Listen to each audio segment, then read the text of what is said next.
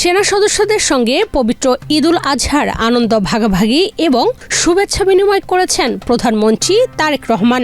২৮ মে বৃহস্পতিবার ঢাকা সেনানিবাসে officer, JCO ও সৈনিকদের সঙ্গে ঈদ প্রীতিভোজে অংশগ্রহণ করেন তিনি। এ সময় উপস্থিত সেনা সদস্যদের উদ্দেশ্যে সংক্ষিপ্ত বক্তব্য দেন প্রধানমন্ত্রী।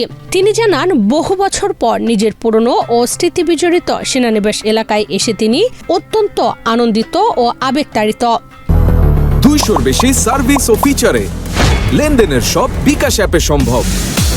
দেশের প্রয়োজনে আপনাদেরকে পরিবার থেকে দূরে থাকতে হচ্ছে, সে কারণে নিশ্চয়ই আপনারা যে কোনো সাধারণ মানুষের মতন চাইবেন যে পরিবার যখন কোথাও বের হচ্ছে সে যাতে নিরাপদ থাকে, সে যেই হোক, পরিবারের যে কোনো সদস্য।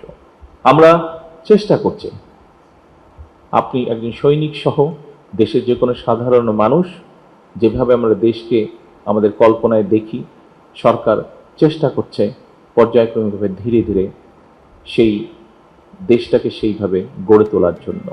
এ সময় প্রধানমন্ত্রীকে স্বাগত জানান বাংলাদেশ সেনাবাহিনীর quarter master general lieutenant general Mohammad Shahinul Haque. এ সময় উপস্থিত ছিলেন প্রতিরক্ষা উপদেষ্টা ব্রিগেডিয়ার জেনারেল অবসরপ্রাপ্ত ডক্টর AKM শামসুল ইসলাম, সশস্ত্র বাহিনী বিভাগের principal staff officer lieutenant general Mir Mushfiqur Rahman, 46 স্বতন্ত্র পদাতিক ব্রিগেডের commander brigadier general Syed Ashiqur Rahman এবং 25 ইস্ট বেঙ্গল রেজিমেন্টের commanding officer lieutenant colonel Mohammad Shafiqul ইসলাম।